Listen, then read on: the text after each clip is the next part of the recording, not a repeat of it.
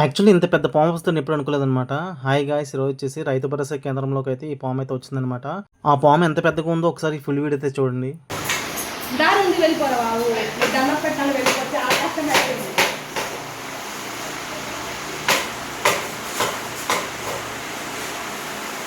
పైకి ఇస్తే బాగుండు. రాని రాని రాని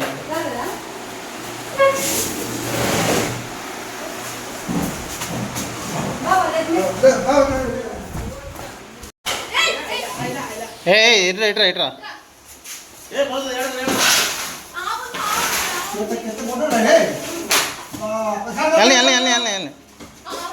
వెళ్ళిపోతుంది